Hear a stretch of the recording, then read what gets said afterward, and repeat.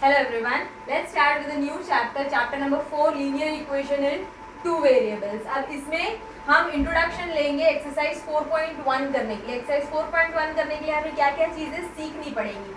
पहली बात तो क्या है कि equation having one variable and highest degree one is linear equation in one variable. मतलब ऐसी इक्वेशन जिसमें एक ही वेरिएबल हो और जिसकी हाईएस्ट डिग्री वन हो, उसको क्या बोलेंगे आप? Linear equation in one variable. One variable क्यों? क्योंकि उसके अंदर वेरिएबल कितना है? एक ही है, ठीक है।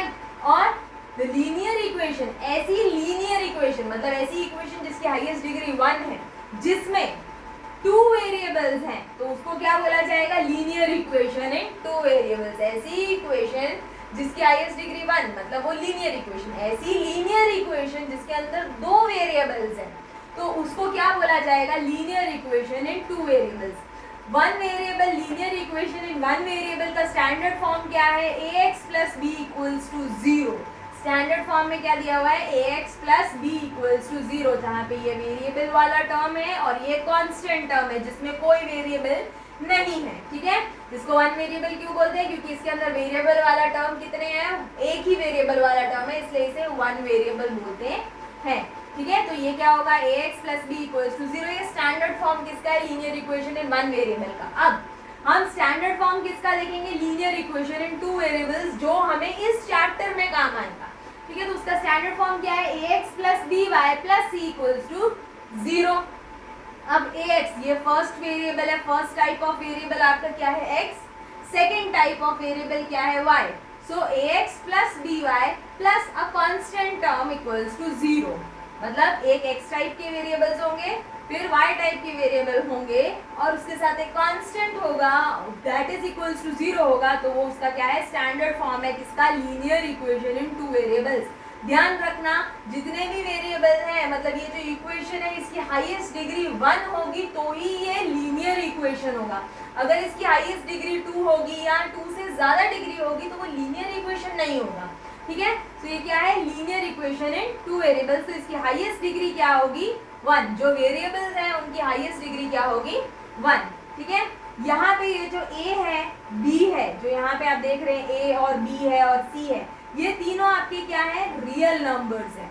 a, b एंड c क्या है? आपके रियल नंबर्स। और यहाँ पे इस स्टैंडर्ड फॉर्म में x और y आपके क्या है? दो अलग वेरिएबल्स हैं आपके, ठीक है। अब आते हैं एग्जाम्पल नंबर वन पे। एग्जाम्पल नंबर वन में क्या बोल रहे हैं कि write each of the following equation in the form ax plus by plus c equals to zero and indicate the values of a, b and c in each case. आपको example number one में बोला है कि इसको standard form में लिखो और a, b और c तीनों आप बताओ कि कौन सा a है, कौन सा b है और कौन सा c है। तो फर्स्ट क्या दिया हुआ है? 2x plus 3y equals to 4.37। आप बोलोगे मैम ये स्टैंडर्ड फॉर्म में ही तो है, एक x वाला वेरिएबल है, y वाला वेरिएबल, कांस्टेंट वाला नहीं। स्टैंडर्ड फॉर्म में क्या है कि इक्वल्स टू के इस तरफ क्या होगा? हमेशा जीरो होगा, बाकी सब कुछ इस तरफ होना चाहिए। तो अब हमें इक्वल्स टू के इस तरफ क्या चाहिए? जीरो चाहिए। तो अब हम क्या करेंगे? इसको इधर शिफ्ट कर देंगे। सो क्या मिलेगा आपको? 2x जो है वैसा का वैसा ही रखो, 2x प्लस 3y वैसा का वैसा। ये इधर प्लस में था नंबर, इधर आएगा तो माइनस में हो गया। Minus 4.37 is equals to zero. अब आपका इक्वल्स टू जीरो आ गया, मतलब आपकी इक्वेशन स्टैंडर्ड फॉर्म में आ गई है, ठीक है। अब आपकी इक्वेशन स्टैंडर्ड फॉर्म में आ गई है। अब आप इसमें से a, b और c की वैल्यूज ढूंढेंगे। सो a आपका क्या है? x के साथ वाला जो भी होगा, x के साथ वाला जो है वो a है, y के साथ वाला जो है वो है b है, और जिसके साथ x और y कुछ भी नहीं है वो क्या होगा? आपका c। सो x के साथ जो नंबर है क्या है? 2, तो ये आपकी किसकी वैल्यू होगी? a की वैल्यू। y के साथ वाला जो नंबर है उसकी वैल्यू क्या है? 3, सो b की वैल्यू हो गई। और बिना किसी वेरिएबल वाला जो भी नंबर होता है वो c होता है। पर ध्यान रखिए c की वैल्यू यहाँ पे साइन के साथ ही लेनी है आपको। a की वैल्यू, b की वैल्यू और c की वैल्यू साइन के साथ लेनी है, ठीक है। यहाँ पे प्लस है इसलिए प्लस लिखो ना लिखो चलेगा, यहाँ पे भी प्लस का साइन है, लिखो ना लिखो चलेगा, पर यहाँ पे माइनस का साइन है इसलिए माइनस का साइन लिखना पड़ेगा, ठीक है। इस तरह से हम इसे आगे करेंगे। सेकेंड में क्या बोला है? x minus 4 is equals to root 3y। फिर से इक्वल्स टू के इस तरफ जीरो नहीं है, तो हम क्या करेंगे? अगर आप इसको ऐसे शिफ्ट करेंगे so x minus 4 minus root 3y equals to zero. अभी कुछ अच्छा नहीं लग रहा है, स्टैंडर्ड फॉर्म में आया नहीं है, तो क्या करना पड़ेगा आपको? पहले x वाला टर्म है, फिर y वाला आएगा, फिर कांस्टेंट आएगा। सो पहले x वाला रखो, फिर इधर शिफ्ट करो y वाला, फिर कांस्टेंट लिखो। तो ऐसे लिखेंगे x minus root 3y minus 4 equals to 0। अब आपने लिख दिया इसको स्टैंडर्ड फॉर्म में। अब x के साथ तो आप बोलोगे कुछ नहीं है, कुछ नहीं है मतलब क्या होगा, 1 तो होगा ही। ठीक है, तो x के साथ क्या होगा 1, तो 1 आपका क्या हुआ a, y के साथ क्या है minus root 3, so minus root 3 आपका क्या होगा b, और बिना किसी वेरिएबल का जो टर्म होता है कांस्टेंट वो क्या है -4, तो c आपका क्या होगा -4। थर्ड में क्या बोल रहे हैं 4 is equals to 5x minus 3y। इसको करने के दो अलग तरीके हैं, या तो मेरे को ज्यादा मेहनत नहीं करनी है तो मैं 4 को उठा के इधर कर दूं, मेरे को तो इक्वल टू के एक तरफ 0 चाहिए, चाहे इस तरफ 0 आए चाहे उस तरफ 0 आए, उससे कोई मतलब नहीं है, इक्वल टू के एक तरफ 0 होना चाहिए। तो मैंने क्या किया, ये 4 उठा के इधर शिफ्ट कर दिया, तो क्या हो गया मेरे पास 5x माइनस 3y, ये प्लस 4 था इधर जाएगा तो -4 इक्वल्स टू 0। मैं इस तरफ 0 लिखूं या मैं इस तरफ 0 लिखूं, बात एक ही है।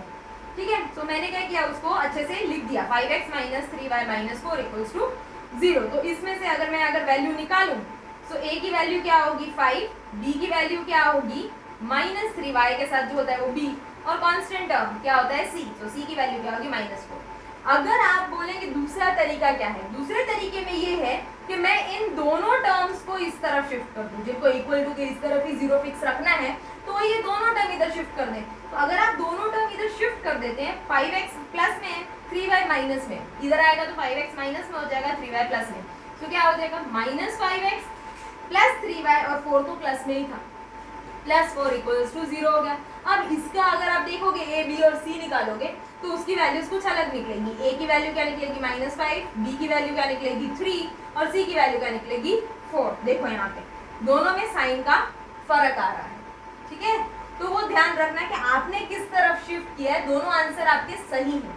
ठीक है, डरने का नहीं है कि भाई यहाँ पे मेरा ये आ रहा है कि कौन सा आंसर सही होगा, दोनों तरीके आपके सही हैं, डिपेंड्स आप किसको शिफ्ट कर रहे हो। ओके, अब आते हैं फोर्थ वाले पे। फोर्थ वाला क्या बोल रहे हैं 2x is equals to y, मेरे को इक्वल टू के वापस इस तरफ क्या चाहिए 0 चाहिए, या तो मैं इसको उस तरफ शिफ्ट करूं या तो इसको इस तरफ शिफ्ट करूं, तो मैंने क्या किया y को इस तरफ शिफ्ट किया। सो मेरे पास क्या आया 2x minus Y equals to 0 भी लिख सकती हूँ मैं, 2x minus Y equals to 0, पर अभी ये स्टैंडर्ड फॉर्म में नहीं है, x वाला तो है टर्म y वाला तो है टर्म, पर कांस्टेंट टर्म नहीं दिख रहा है मेरे को, तो मेरे को इसको स्टैंडर्ड फॉर्म में लाना है, तो मेरा x का टर्म भी प्रेजेंट होना चाहिए, y का टर्म भी प्रेजेंट होना चाहिए और कांस्टेंट टर्म भी प्रेजेंट होना चाहिए। तो मैं इसको स्टैंडर्ड फॉर्म में लिखने के लिए क्या करूंगी 2x माइनस वाई जो है वैसा का वैसा ही लिख दूंगी, फिर यहाँ पे मैं ऐसा लिख दूं +0 इक्वल्स टू 0।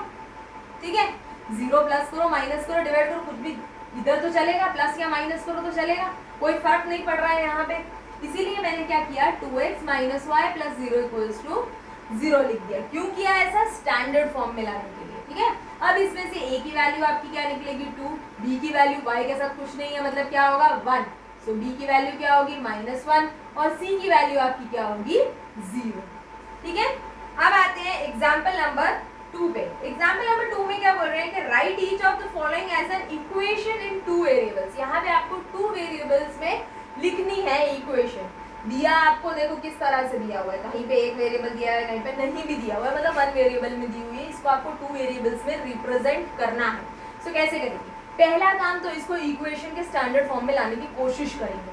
तो पहला काम क्या करेंगे, इक्वल टू के इस तरफ 0 लाने की कोशिश करेंगे। सो इक्वल टू के इस तरफ क्या है x इज इक्वल्स टू -5 है, 0 नहीं है, तो मैं क्या करूंगी -5 इधर शिफ्ट कर दूंगी। So x plus 5 is equals to 0, मेरा इक्वल टू के इस तरफ 0 आ गया, एक काम तो मेरा हो गया। अब मुझे इसे स्टैंडर्ड फॉर्म में लाना है। अब स्टैंडर्ड फॉर्म मेरा क्या है ax plus by plus c equals to 0, मतलब x वाला भी होना चाहिए y वाला टर्म भी होना चाहिए और कांस्टेंट टर्म भी होना चाहिए। चलो चेक करते हैं, x वाला टर्म है y वाला टर्म नहीं है, तो अब y वाला टर्म नहीं है तो मैं क्या करूंगी y वाला टर्म खुद से ऐड करूंगी, तो 1 2 3 4 तो डाल नहीं सकती, क्योंकि अगर मैंने यहाँ पे 1y डाला तो मेरी इक्वेशन ही चेंज हो जाएगी। हमें ऐसे इसके अंदर डालना है कि हमारी इक्वेशन चेंज नहीं होनी चाहिए। सो मैं क्या करूंगी x plus 0y plus 5 equals to 0। अब देखो x वाला भी हो गया, y वाला टर्म भी हो गया और कांस्टेंट टर्म भी हो गया और इक्वल्स टू 0 भी आ गया, तो ये क्या हो गया मेरा स्टैंडर्ड फॉर्म में आ गया।